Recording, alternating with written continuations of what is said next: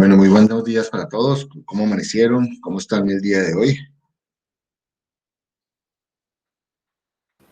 Buenos Buenos días, días, Buenos días, profe.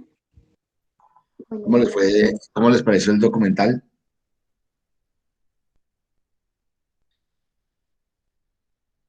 del origen de la vida?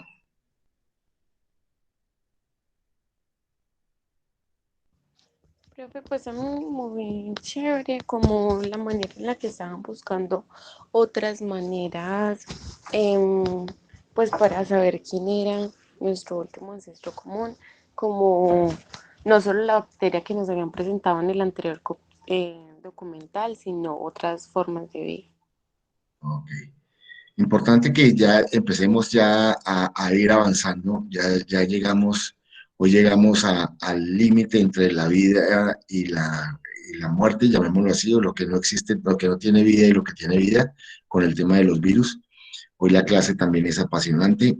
El documental que vamos a ver, que se llama Todo sobre los virus, nos da una visión bien interesante sobre estos seres, llamémoslos biológicamente activos. Entonces voy a compartir pantalla y vamos a arrancar. ¿Algún comentario, pregunta?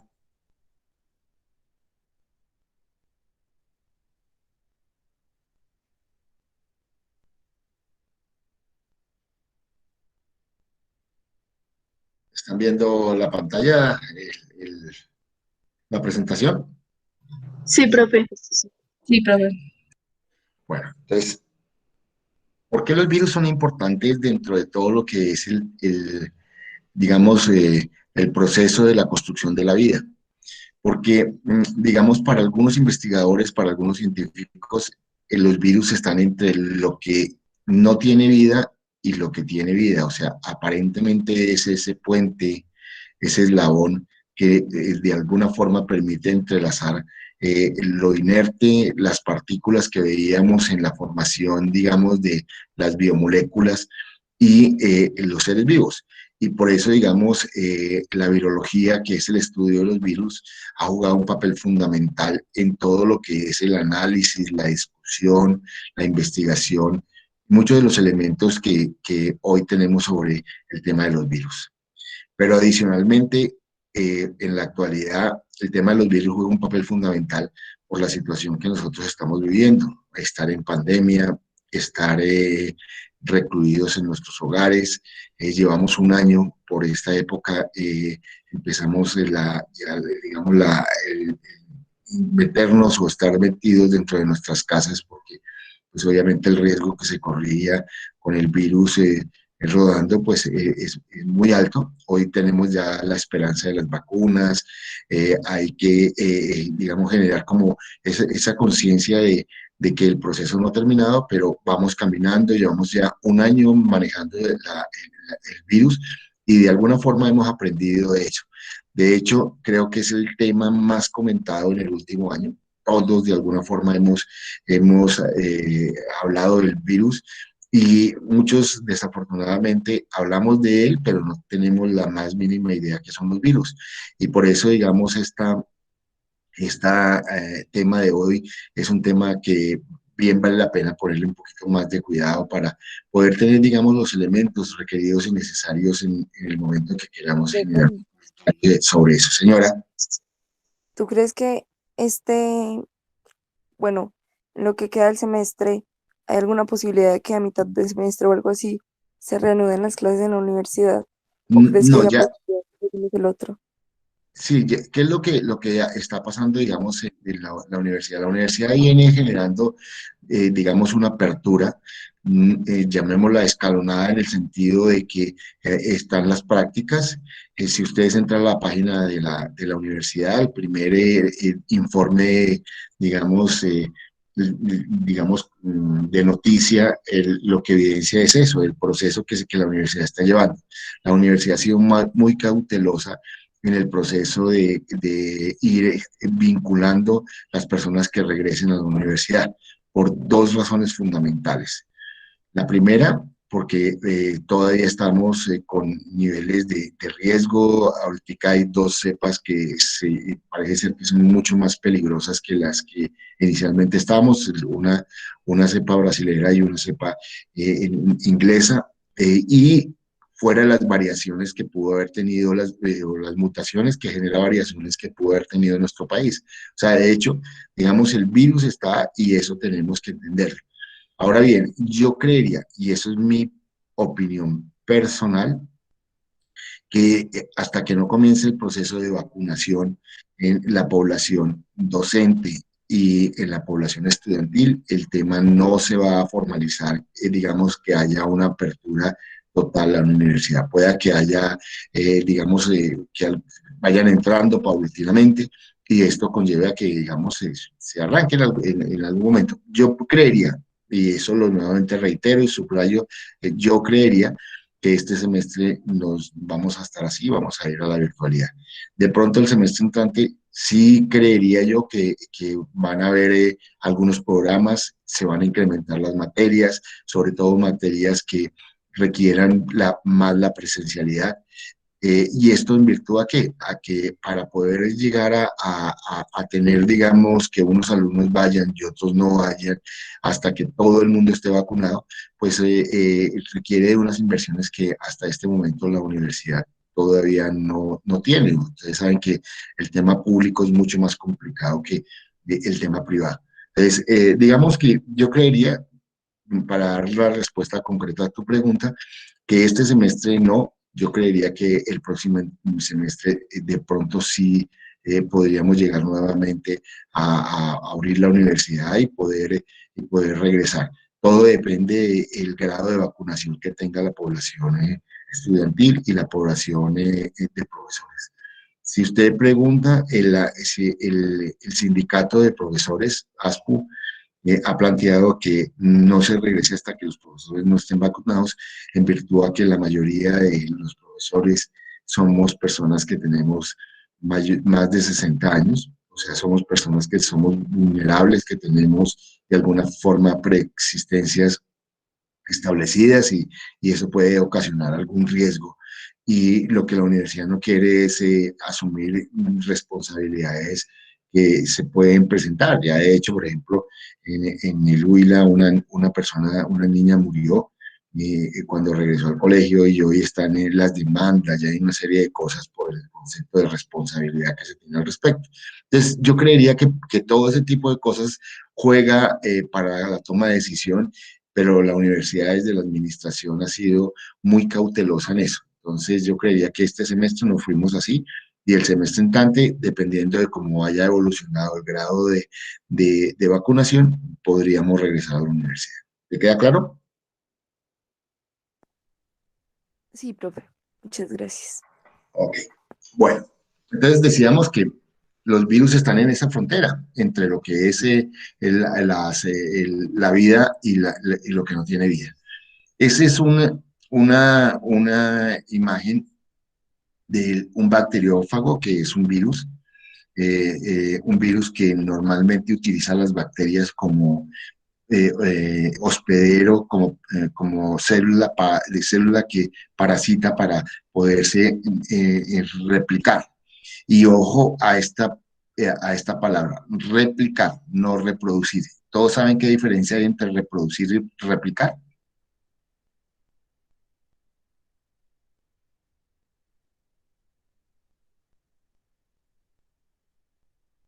Parece que no. Bueno, la reproducción es la forma como los seres vivos, digamos, tienen dan origen a nuevas vidas. Eso lo hacen de dos tipos, asexual y sexual. La parte asexual es que, digamos, no hay una mezcla de genes y de una misma célula se dividen y forman otra igual. Eso se ve en todos los tejidos de nuestro cuerpo. Nuestro cuerpo, las células mueren, pero ellas se tienen que reproducir. O sea, el material genético que una célula de la piel, una célula sanguínea. ¿Cierto? Señora, Los virus no se reproducen, ¿cierto? Correcto. Entonces, estoy dando esa explicación de la reproducción, la asexual, la que todas las células se dan, y la sexual es cuando se utilizan dos especies, dos personas o dos seres vivos que mezclan su material genético para dar nueva vida. Esa es la reproducción, llámese sexual o asexual. La réplica son copias, copias idénticas que se sacan de el mismo. Los virus se replican, no se reproducen. Y por eso en muchos de los casos está la gran incógnita de si los seres vivos, si los virus son seres vivos o no. Es un poco es ese concepto que tenemos que nosotros tener claro y vamos a tratar de desarrollarlo a lo largo de la clase del día de hoy. Aquí tenemos una imagen, digamos, de una especie, puede ser una especie parecida al coronavirus, que tiene una capa proteídica y una parte interna que en este momento se ve difusa. Esta es una fotografía tomada en un microscopio electrónico y siempre va a surgir esa pregunta que se tiene, ¿los virus son seres vivos o no? ¿Sí? Y están dentro de eso y un poco las respuestas que se dan al respecto están basadas en estos tres elementos que están puestos allí, ¿sí? Los virus no necesitan nutrirse, o sea, no se alimentan, no comen nada, ni materia orgánica, ni inorgánica, nada, ellos están allí. Curiosamente pueden estar en temperaturas extremas, o sea, son extremófilos como en algún momento vimos, ¿sí? Que pueden estar a temperaturas muy altas o a temperaturas muy bajas. No la misma especie, pero sí especies, o llamémosla individuos, seres biológicamente activos que soportan temperaturas altas y temperaturas bajas. No son capaces de reproducirse, ya lo decíamos, ellos lo que hacen es replicarse, no necesitan una célula, perdón, necesitan una célula que es la parásita para usar pues, y poder utilizar los componentes que allí en esa célula hay y a partir de allí se replica. Los más conocidos, digamos, y que más se han estudiado son los bacteriófagos, en virtud a que han servido mucho en lo que es la industria de la ingeniería genética y la biotecnología. No se relacionan, son individuos únicos, o sea, no hay una población de virus que estén, no, sencillamente están y con un solo virus puede ocasionar muchas de las enfermedades que están. Que si pudiéramos uno ver que las características que tienen los seres vivos, los virus no la cumplen. Porque muchos plantean que nacen, crecen, se reproducen y mueren, entonces digamos esos tres elementos dados no existen, no se nutren, no hay relaciones entre ellos, o sea, muchas de las características de los seres vivos no se cumplen, por no decir la totalidad. Son causantes de muchas enfermedades, en virtud a que en la práctica lo que uno ve es que los virus, como utilizan células hospederas, lo que hacen es replicarse, y esa réplica lo que hace es invadir los tejidos, y al invadir los tejidos, pues obviamente forma enfermedades muy graves, digamos, que han causado muchas epidemias y obviamente pandemias a lo largo y ancho de la vida de los seres humanos. Una de las pandemias más críticas fue la del siglo pasado, en 1918, ¿sí? Que de alguna forma se generó la pandemia digamos, de la gripe o de lo que llamaban la influenza, y generaron, digamos, que muchas personas murieran. Esto aunado a un elemento fundamental que fue la Primera Guerra Mundial. Entonces, muchos digamos, de la migración de los virus a los diferentes continentes fue a raíz de eso, de lo que fue la Primera Guerra Mundial. Los virus no están incluidos en ninguno de los 5 reinos, ya que no están considerados como seres vivos. No existe que digamos que está en alguno de ellos, ¿no? Sencillamente son, llamémoslos seres biológicamente activos, pero no están clasificados en ninguno de los reinos de los seres vivos. Se les conoce como partículas biológicamente activas y existen dos tipos fundamentales de acuerdo al material genético: si son virus ADN o si son virus ARN. ¿sí? Aquí juega un papel fundamental. Recordemos la clase pasada cuando veíamos las moléculas de ácido ribonucleico, veíamos que estaban compuestas por un azúcar, digamos, de 5 carbonos llamada ribosa, y eran, digamos, cintas simples que veíamos que no generaban mayores niveles de evolución, mientras que el ADN era una doble cadena digamos, de carbonos que generaban algún grado de complejidad. Y aquí lo vamos a ver mucho más claro en el sentido de entender que los virus ARN o ácido, del ácido que tienen ácido ribonucleico son más sencillas y mutan mucho más rápido, o sea, generan cambios. Entre esos está el coronavirus, que el coronavirus es un virus ARN, por eso la mutación que está dada, ellos generan cambios, como lo vamos a ver ahorita, pueden incluir dentro de sus codificación genética cambios, y por eso se forman distintas variedades, distintos tipos, muy rápidamente. Mientras que los virus ADN son mucho más estables, son mucho más, llamémoslo, complejos variar, pero pues obviamente en muchos de los casos han generado gran cantidad de enfermedades, como lo vamos a ver. ¿Hasta ahí es claro? Sí, profe. Si uno mira dentro de la escala de tamaños, son seres muy simples y pequeños. Mire, esta es una bacteria, esta es la bacteria de Escherichia coli, esta es un glóbulo rojo, y vemos que estos son los diferentes tipos de virus. Entonces nosotros vemos virus desde diminutos, o sea, de hecho no son perceptibles al ojo humano, pero si se mira con la escala que están dados en los nanómetros, pues obviamente son seres que son extremadamente pequeños. Digamos, los más grandes han alcanzado, digamos, unos tamaños que nunca han llegado al tamaño de las bacterias, pero en términos prácticos, digamos, evidencia uno digamos, ese tamaño tan pequeño. Muchos lo consideran como moléculas de ácidos nucleicos, envueltos en una cobertura proteínica. Lo que hacen es que todos estos, como lo vamos a ver ahorita, lo único que tienen es el recubrimiento que están dados y dentro una molécula de ácido nucleico. Y por eso, digamos, para muchos es el comienzo de la vida. O sea, lo que plantean, digamos, algunos científicos es que esa molécula de ADN pudo haber llegado en la lluvia de meteoros, ¿sí? Y lo que se hizo fue que en ese caldo de cultivo pues, se pudo lograr que un compuesto mucho más complejo, que es las proteínas, como ya lo vimos nosotros en la clase anterior, generó el recubrimiento. Y a partir de allí, como vamos a ver, pudo haber evolucionado y generar otra serie de elementos, ya digamos membranas parecidas a las celulares, que de alguna forma, pues obviamente empiezan a generar como un mayor grado de complejidad. Son acelulares, o sea, no son consideradas células o no tienen organización celular, y todos son parásitos intracelulares. O sea, ¿qué es lo que hacen? Siempre para replicarse van a utilizar una célula hospedera. Entonces, por ejemplo, en el caso del coronavirus, lo que hace es llegar a los pulmones y empezar a atacar las células bronquiales.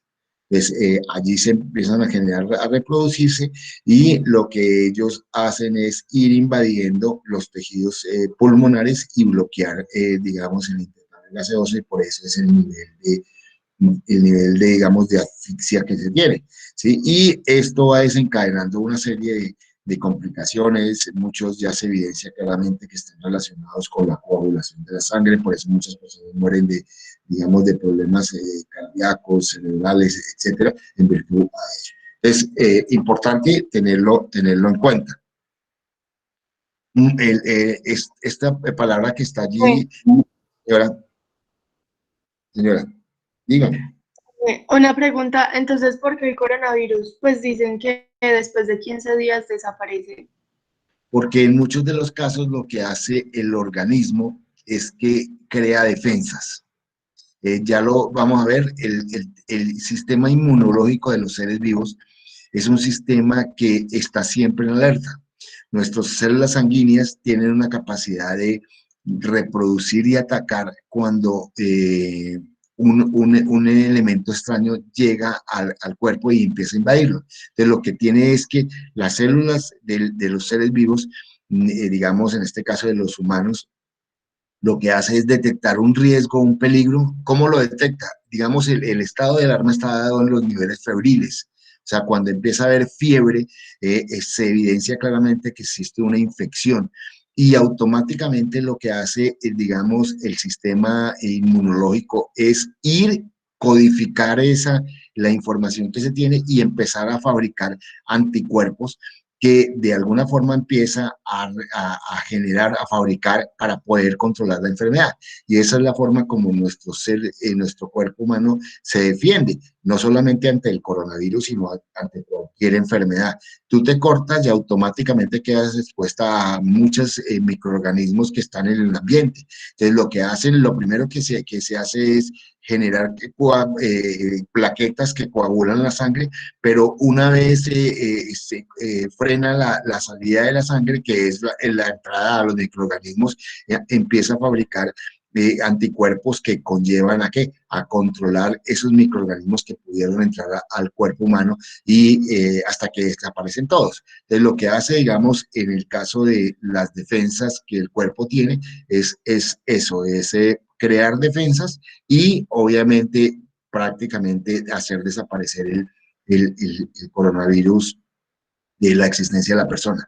Esto para las personas que son inmunológicamente normales. Lo que sucede es que, ¿por qué ataca a las personas mayores? Porque las personas mayores, como lo veíamos, digamos, en la clase pasada, cuando hablábamos del agua, muchas de las funciones fisiológicas que tienen los adultos mayores, pues obviamente empiezan a ser disminuidas, mermadas, y muchas de esas están basadas en el sistema inmunológico. O sea, las personas mayores están más expuestas a múltiples enfermedades causadas por agentes externos y por eso es que, digamos, el coronavirus ha atacado más a las personas mayores y ha, de alguna forma, permitido que esa población sea la que más muere.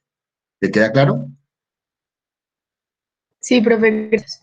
Profe, Bueno, señora, señor. porque, o sea, es que yo he escuchado muchos casos y a mí también me pasó que el virus pues me dio, pero después de los 15 días pues yo ya estaba bien, pero en la sangre como que todavía lo tenía y la familia mía también, ¿Qué es lo en que la sangre. sucede más que en la sangre? Lo que sucede es que, digamos, las lesiones que puede ocasionar el virus quedan presentes. De hecho, la mayoría de personas que de alguna forma hemos tenido el coronavirus, quedamos con, digamos, las secuelas. ¿Cuáles son esas secuelas? En muchos de los casos depende de si llegó a afectar en un grado considerable los pulmones, van a tener problemas de respiración. En muchos de los casos existen problemas de musculatura, o sea, las personas quedan con fragilidad muscular. ¿Sí? Igualmente se siente que existe, digamos, como, aló, Y eh, dicen que eso cuando a uno le da y así pasen los 15 días y se vuelve a hacer la prueba, le dura como 2 meses después, o sea, le sigue apareciendo como 2 meses después de esos 15 días positiva. claro, ¿qué es lo que, digamos, esto es lo que estoy tratando de explicar? ¿Qué es lo que uno observa? Hay una guerra, o sea, el virus, cuando uno ya sale positivo, lo que sucede es que el virus lo invadió. El organismo empieza a defenderse, todos los organismos, sea de un bebé o sea de una persona de 80 años, empieza a defenderse. Lo que sucede es que la defensa es como una batalla campal en las cuales, digamos, el número de virus que están en el organismo es tan alto que empieza a tener trazas. Claro, uno ya empieza a generar defensas, esas defensas están allí, lo que hace uno es, digamos, si tú a los 15 días has sacado, puede encontrar trazas ya no, digamos, tan invasivas como, o llamémosla en tanta cantidad, pero existen las trazas y de hecho las personas que analizan de acuerdo al tamizaje que se les hace, y las personas que han tenido coronavirus empiezan a evidenciarse los anticuerpos y esos anticuerpos evidencian claramente que el virus existió y eso es lo que muchas veces las personas plantean. De hecho, yo creo que ustedes han escuchado de que una de las primeras formas de empezar a atacar el virus fue inyectándole suero de las personas el suero sanguíneo de las personas que ya habían tenido coronavirus a los pacientes que estaban arrancando para empezar a generar la fortaleza y la creación de las defensas. Entonces, en términos prácticos, dando respuesta a las preguntas que ustedes están haciendo, sí, lo que uno encuentra, digamos, en un periodo de tiempo es eso, hasta que ya el cuerpo vuelve a normalizarse y prácticamente las trazas desaparecen, pero hay una guerra continua entre lo que son digamos, el sistema de defensa del cuerpo y los virus que están atacando. Entonces, digamos, el proceso es normal en virtud de que no es que uno los 15 días y desapareció, ¿no? Los 15 días lo que hace es que esa curva alta del virus que se tiene y que estaba invadido, que puede llevar a la muerte, empieza a contrarrestarse y empieza a tener ya no, digamos, una cresta, sino empieza a bajar y llegar a un valle hasta que prácticamente desaparece. O sea, hay también un tiempo en el cual el virus existe dentro del organismo, pero empieza a desaparecer. ¿Les queda claro? ¿Aló? ¿Sí? Sí, profe. Ok. Se dice que los virus son trozos de herencia que busca un cromosoma, o sea, buscan un material genético que están en las células hospederas para poderse replicar. Entonces son parásitos intracelulares obligados. Y esto conlleva que de alguna forma lo que hace el virus es inyectar su molécula de ADN para digamos, reorganizar las órdenes de la célula y a partir de allí generar, digamos, fabricación de réplicas que en la práctica van a convertirse en nuevos virus. Es importante entender que los virus cuando están fuera de la célula se llaman viriones o viriones, que en términos prácticos es una partícula biológica inactiva, o sea, no se ha podido replicar. ¿Sí? La estructura de los virus, entonces uno encuentra que hay una cubierta proteínica y hay un genoma de ácido nucleico. Entonces lo que vemos es que prácticamente la molécula de ácido nucleico está recubierta por una proteína y esa proteína es la que le permite de alguna forma, digamos, estar ahí latente y cuando encuentra condiciones adecuadas, lo que hace es utilizar esa célula hospedera y replicarse. ¿Sí? ¿Qué elementos componen los virus? Están compuestos por la molécula de ADN o ARN que están en el centro, unas enzimas que son las que de alguna forma ayudan a romper el cromosoma de la célula hospedera o la molécula de ADN de la célula hospedera para dar nuevas órdenes y fabricar la molécula de ADN o ARN del virus, ¿sí?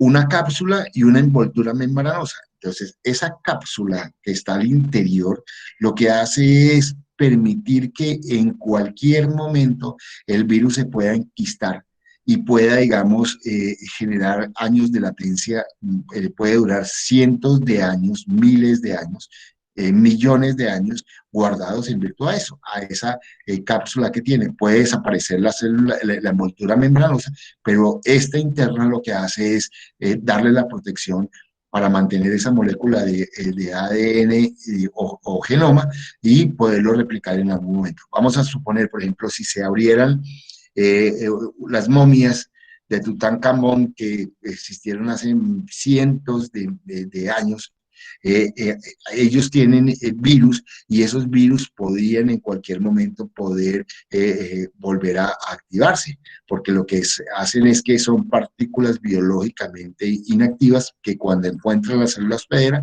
se vuelven a activar y esa activación hace que el virus pueda volverse a replicar. ¿Hasta ahí es claro? ¿Aló? Sí, Sí, profe. Profe. Sí, es claro. Ok. Existen, ya lo veíamos, dos tipos, virus de ADN, que son mucho más compleja. ¿Por qué? Porque tienen una doble hélice y virus de ARN que tienen una hélice sencilla. Desde el punto de Profe, vista tiene de el la red, micrófono apagado. ¿yo? ¿Aló? ¿Aló? ¿Me escuchan? Sí, no, pues profe. yo lo escucho bien. Sí, profe. Ok. Entonces, decía que desde el punto de vista práctico, los virus ADN tienen una Profe, tienes el codificación. micrófono apagado. No, hija, los demás escuchan. No sé por qué ¿Los demás me están escuchando? Sí, profe. Sí, Sí, profe. profe, lo escuchamos. No sé, que de pronto te está molestando la entrada del sonido a ti, hija. Bueno, si continuamos, entonces decía que la codificación genética de los virus de ADN son mucho más compleja por la doble hélice.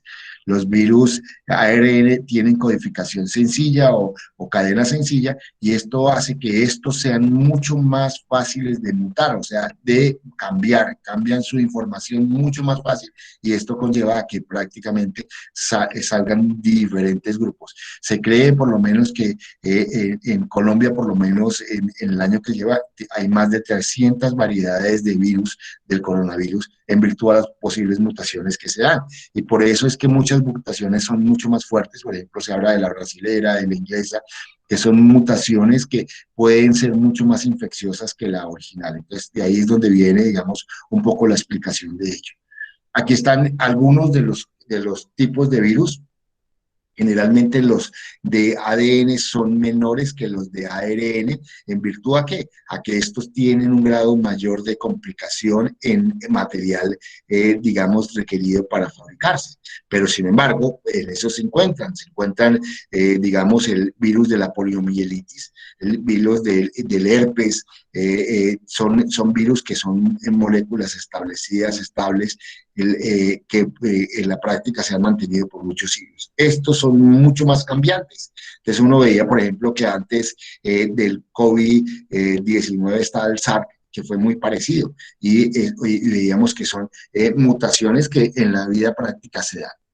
El genoma o de los virus pues está dentro de lo que es esa cápsula, ¿sí? Y ello lo que hace es, en términos prácticos, permitir que de alguna forma se puedan replicar. Para eso utilizan una enzima llamado retrotranscriptasa o transcriptasa inversa, que si uno lo mira dentro de la estructura, lo que hace uno es ver que al interior pegada a la molécula de ADN o de ARN, esa transcriptasa está. Y lo que hace en muchos de los casos es generar la fabricación o incluir, digamos, en las modificaciones que la molécula está dando.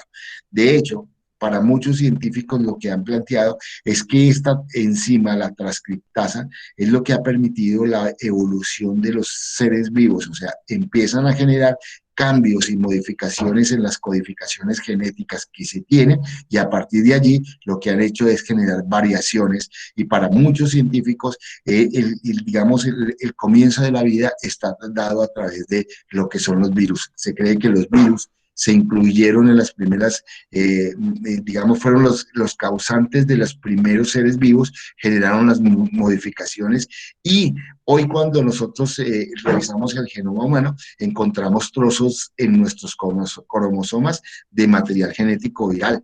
Y a ese material genético viral se le llama genoma falso, que quiere decir que no lleva ningún mensaje, pero que existe y que puede en algún momento generar unas mezclas que puedan generar modificaciones en los seres vivos.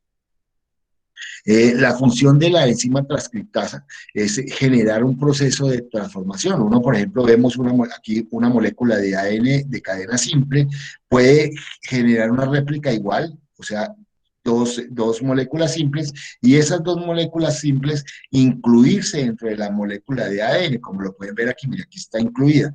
Las demás tienen una codificación de bases genéticas que llevan una información, pero esta, que es una molécula del genoma viral, está allí en la codificación, pero no lleva información. Entonces, lo que en términos prácticos se ha planteado es que esta incorporación que se hace a las moléculas de ADN es lo que ha podido permitir de alguna forma la evolución de los seres vivos. Y se cree, digamos, que está planteada en la teoría que los virus pueden ser los causantes de todas las líneas que pueden tener los seres vivos a lo largo de la Tierra.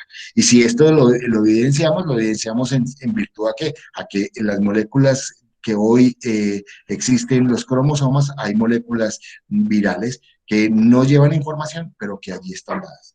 Y eso, nuevamente reitero, ha sido, digamos, elemento planteado o propuesto por las enzimas transcriptasa, que son las que de alguna forma permiten la transcripción y la codificación para generar, digamos, unos nuevos elementos dados. ¿Hasta ahí es claro?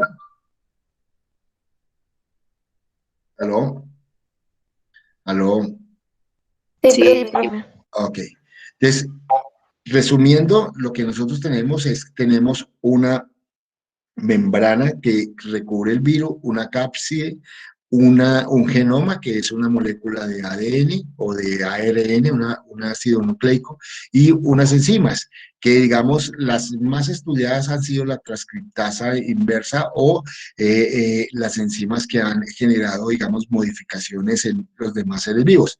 Pero pueden existir otro tipo de enzimas, o sea, a lo largo de eso se ha encontrado diferentes enzimas que han ayudado en muchos de los casos a romper el material genético de las células hospedera para poder, digamos, generar la réplica de esos seres vivos. Entonces, de ahí la importancia de que las enzimas jueguen un papel fundamental en lo que es la réplica de los virus. Y eso, pues, obviamente ha permitido que los virus tengan un ciclo y puedan, a partir de ese ciclo, llegar a replicarse. Digamos, cápside o cápsula que está recubierta, lo que decíamos que de alguna forma puede lograr la protección por años, muchas veces siglos, está basada en esos elementos que le generan algún grado de rigidez, algún grado le ayudan a mantener lo que es la molécula genómica o la molécula de ácido nucleico, y están dadas en diferentes tipos. Entonces, esa cápside puede ser icosaédrica, puede ser compleja como lo que son los bacteriófagos, o helicoidal, porque se pueden ser, digamos, líneas rectas o bastones que de alguna forma pueden permitir, digamos, la protección de ello. Todas ellas al interior de esa cápside encuentran el genoma o ácido nucleico de origen, que es el que genera, digamos, que se puedan replicar esos virus. ¿Sí? Aquí tenemos el bacteriófago. Entonces vemos aquí el genoma, vemos la cápside. Estos bacteriófagos no tienen membrana celular. Aquí está una fotografía de un microscopio electrónico donde se ve la cabeza y la cola, y cómo de alguna forma las patas de esa cola permiten, digamos, adherirse al bacteriófago, y a partir de allí poder inyectar la molécula de ADN para poderse replicar. ¿Sí? La estructura, digamos, membranosa. Aquí vemos las dos, vemos una al desnudo, que solamente está la cápside, pero aquí, además de la cápside, vemos que hay una estructura membranosa. Si uno mira desde el punto de vista evolutivo, pues obviamente estas serán mucho más sencillas, estas ya son mucho más complejas en virtud a que empieza a generar de alguna forma estructuras más desarrolladas para lograr la protección.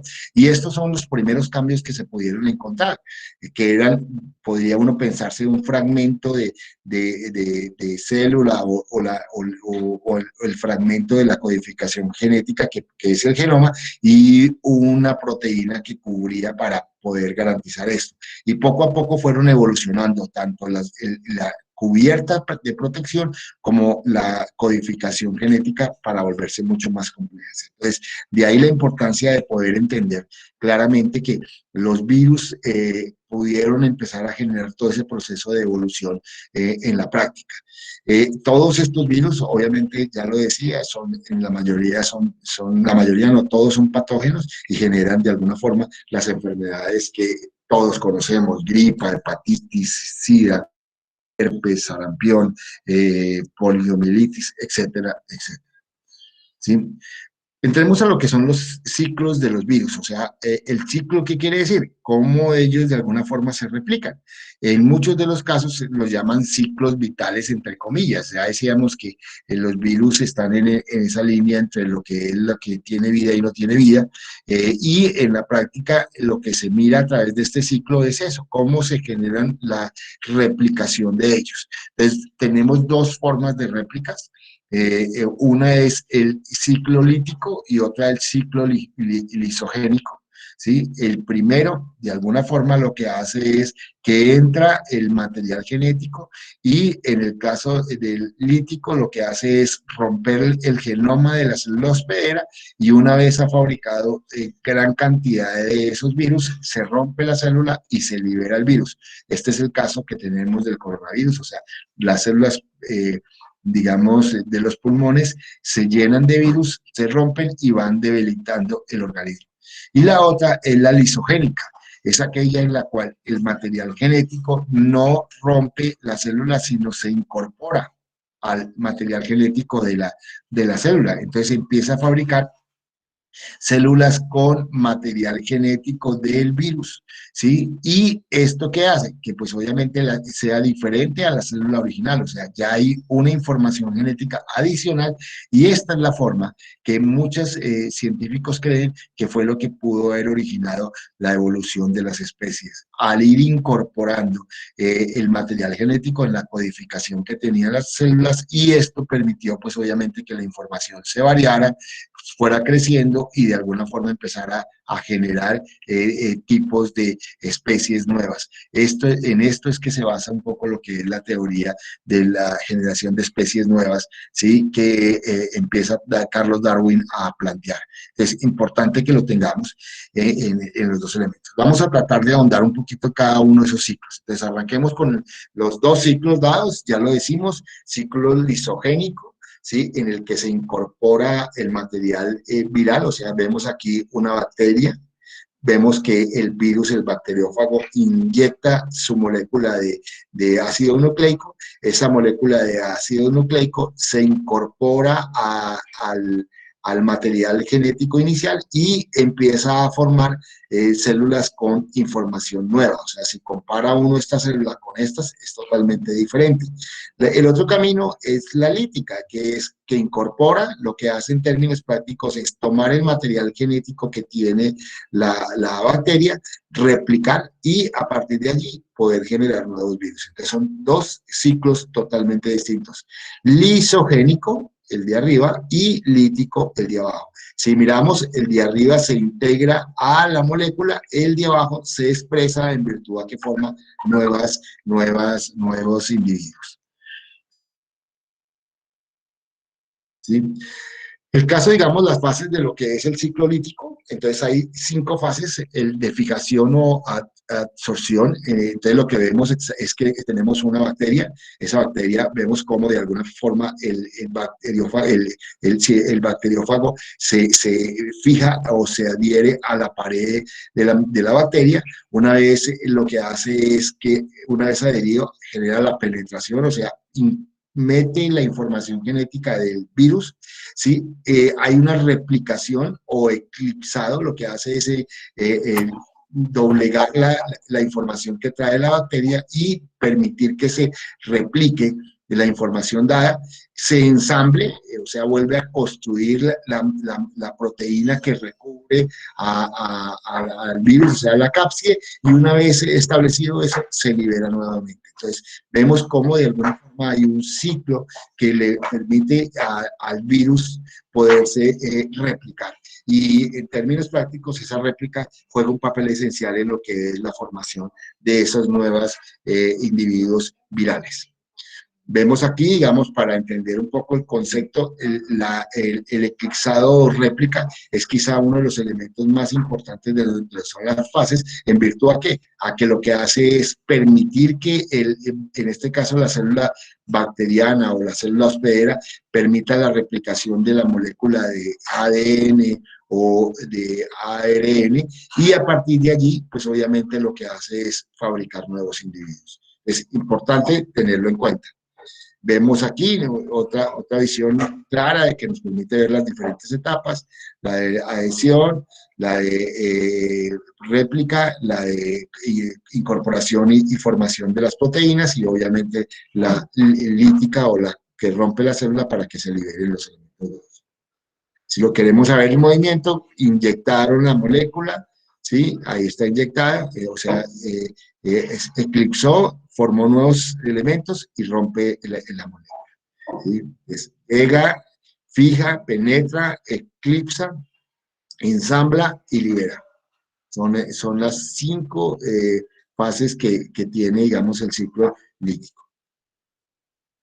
Bueno, la lisogénica es la que, digamos, permite que de alguna forma el ácido nucleico viral no se exprese, sino se integre un poco a lo que es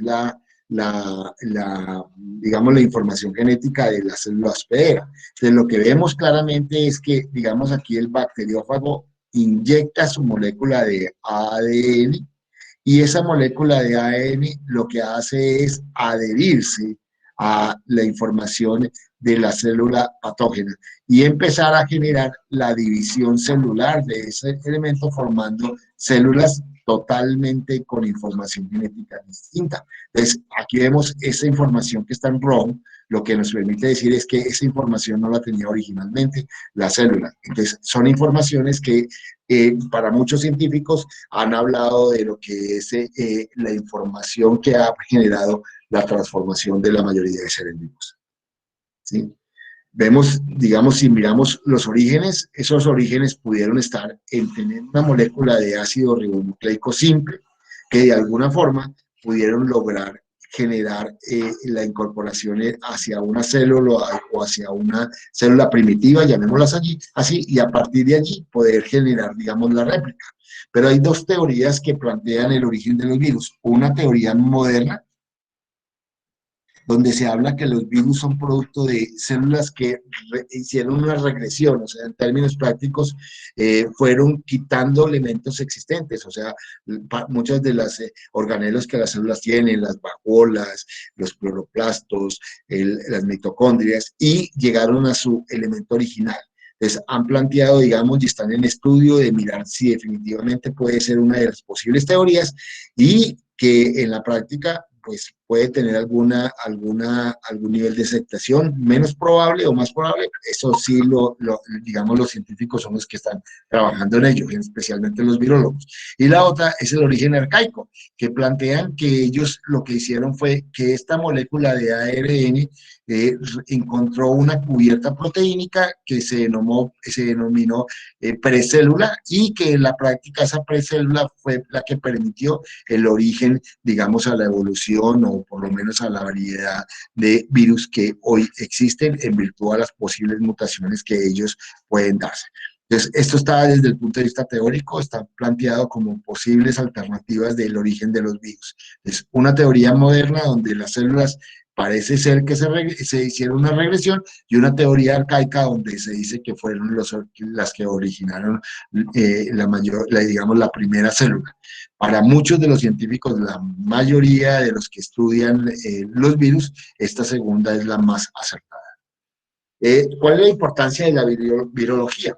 La virología tiene importancia en múltiples ciencias.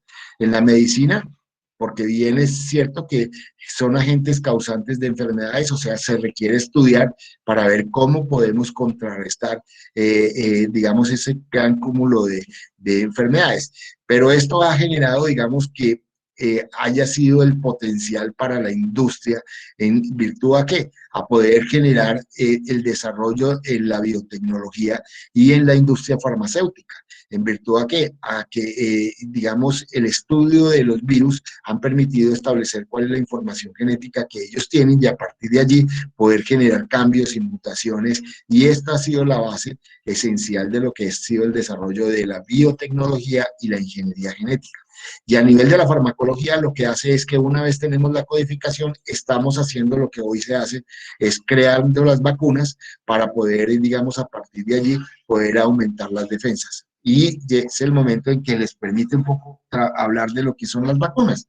Las vacunas lo que hacen es poder transcribir el genoma del virus, en este caso la información que tiene el coronavirus, y a partir de allí crear réplicas de ese material genético para que se puedan generar, digamos, esos anticuerpos que originen ellos. Entonces, cuando se está inyectando es eso, esa molécula de ARN que en la práctica lo que hace es permitir que muy rápidamente el cuerpo cree defensas, y esas defensas lo que le van a permitir es poder desarrollar, digamos, la protección que requiere para ello. Entonces, eso es lo que se viene dando. En cuanto a la discusión de que ha sido corto tiempo, mucho tiempo, para muchos de los científicos es evidente que esos venían trabajando con el SARS-2, que fue una de las cepas del coronavirus anterior, que se dio también en lo que fue la región de la China, y toda fue en el Asia, y se venía trabajando, digamos, en cómo contrarrestar esto, y esta pudo ser la base, digamos, que permitió en términos prácticos la construcción de las vacunas para este coronavirus. Lo importante es que ya se tiene, y lo importante es que se aplique para que las personas puedan crear la defensa.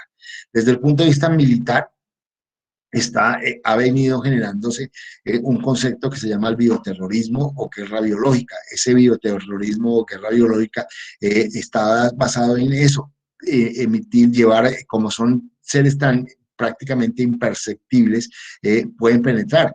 Ustedes recuerdan una alarma que hubo en Estados Unidos hace algunos años con el anthrax, ¿sí?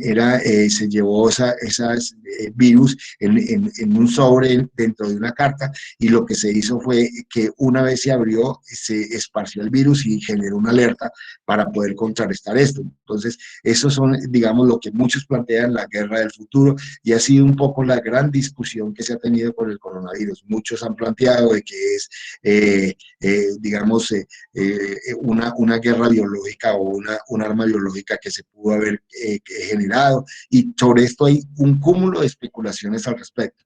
Es importante que entendamos la importancia de ello, y lo que muchas, digamos, seres que quieren dominar el planeta pueden utilizar, digamos, este tipo de elementos para poder generar terror como el que hoy tenemos. A nivel económico, los virus han generado, por unos lados, a nivel industrial, el desarrollo de la industria, o sea, para muchos los fármacos especialmente, mucho dinero, pero para otros los virus han creado enfermedades y han sido plagas que han acabado con muchos de los cultivos que a lo largo y ancho del planeta están. Entonces, digamos, desde el punto de vista práctico, la virología juega un papel fundamental, porque de alguna forma nos permite conocer más los virus, y a partir de allí poder, digamos, entenderlos y poder ser manejados. Vemos que muchos de esos virus han generado enfermedades. Tenemos la hepatitis, el SIDA, el dengue, lo que es la gripa, la influenza, ¿sí? Diferentes tipos de cáncer están generados digamos, causantes de información genética incorporada a las células, o sea, modifican la codificación genética, y esto hace que se formen tejidos diferentes. Entonces, allí es importante generar unos cambios. Entre esos tenemos, por ejemplo, los distintos linfomas que se pueden dar a nivel del cuello uterino, el tema de la leucemia, fueron, digamos, enfermedades que de alguna forma han sido, o se cree que han sido causados por los virus. Son agentes etiológicos de enfermedades, llamémoslas tanto animales como vegetales. Entonces, la fiebre porcina, la tosa, el mosaico del trabajo, la influenza aviar, que de alguna forma permitieron que, digamos, esas enfermedades pues generaran o fueran causantes de muchas plagas que en muchos cultivos o tejidos se generaron daño. Ya lo dijimos, los famosos bacteriófagos, que lo que hace es inyectar y modificar las bacterias, y en muchos de los casos hacer que esas bacterias se vuelvan más infecciosas. Son fuentes enzimáticas. Entonces, muchos de los estudios que la virología ha dado es a mirar cómo funcionan las enzimas, y esta ha sido, digamos, gran parte de los elementos fundamentales para el desarrollo de la ingeniería genética, porque a partir de las enzimas pueden orientar la fabricación de muchos de los compuestos que se requieren, que pueden ser defensas, o en muchos de los casos atacar las enfermedades que pueden estar presentando. Se utilizan igualmente como pesticidas. ¿Para qué? pues obviamente para atacar enfermedades que pueden estar generando en muchos cultivos. Son agentes anticancerígenos en virtud a que pueden modificar la codificación genética y cambiar el tema, entonces sobre eso se viene trabajando. Son vectores genéticos que de alguna forma generan transformaciones. Hoy por hoy ya se vienen estudiando los genomas humanos intrauterinos, o sea, la información genética que traen los seres vivos que están dentro de la madre, y a partir de allí pueden establecer si los seres que van a nacer tienen problemas de enfermedades, y en muchos de los casos ya se vienen generando estudios para modificar muchas de estas enfermedades dadas. O sea que desde el punto de vista práctico, la virología juega un papel esencial dentro de lo que es la importancia del conocimiento de los virus para poder lograr la defensa de los mismos. Los virus se clasifican de acuerdo al tipo de células parasitarias, virus animales, virus vegetales, virus bacteriófagos, de acuerdo a su forma, helicoidal, poliédrica o compleja, ¿sí? Y de acuerdo a su, digamos, envoltura, virus desnudos o virus envueltos, o de acuerdo al ácido nucleico, virus de ADN o virus de ARN. Aquí veremos algunos de los tipos. Este que ven ustedes en la parte baja que tengo encerrado es el coronavirus. Es el tipo de coronavirus que hoy tiene, digamos, tiene clausurado y estamos en pandemia, pero vemos, mire cómo hay gran cantidad de virus que pues obviamente generan múltiples enfermedades y que en la práctica pues obviamente hemos aprendido a defendernos. Es un poco, es evidenciar eso. Aquí vemos otra toma de virus, ¿sí? Digamos, aquí está el herpes, los que dan origen a la rubeola, al SIDA, a la influenza de distintos tipos, al ébola, ¿sí? A la polio. Entonces vemos cómo de alguna forma los virus tienen distintas formas y distintos tipos, y a lo largo de la historia de la humanidad nosotros hemos aprendido a enfrentarlos, y este con toda seguridad es uno de los virus que en algunos años también nosotros vamos a decir, lo pudimos controlar, y nos va a dar, digamos, paso a que se generen transformaciones en lo que es la investigación científica de los virus, para que ojalá nunca más vuelva a suceder una pandemia como la que estamos viviendo. Bueno, llegamos a lo que tenemos que hacer, entonces vamos a ver el documental Todo sobre los virus.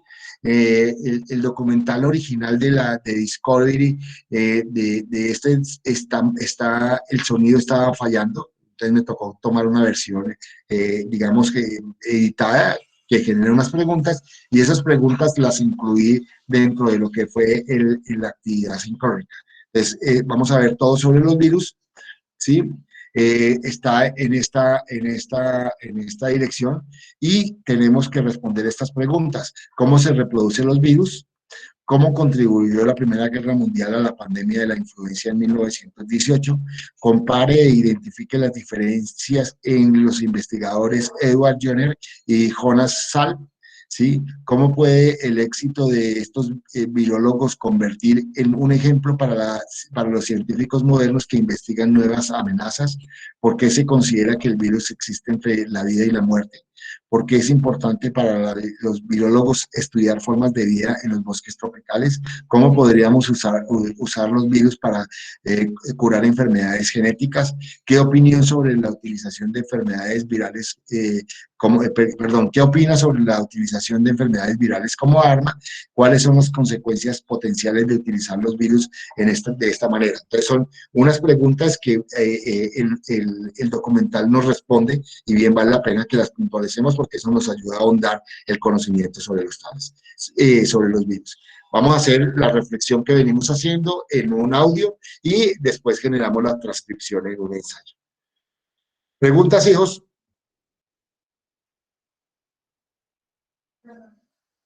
¿Preguntas? No, profe, todo quedó claro. Sí.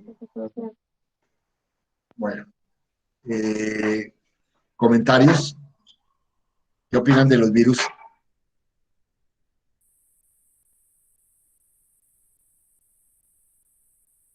No todos al tiempo.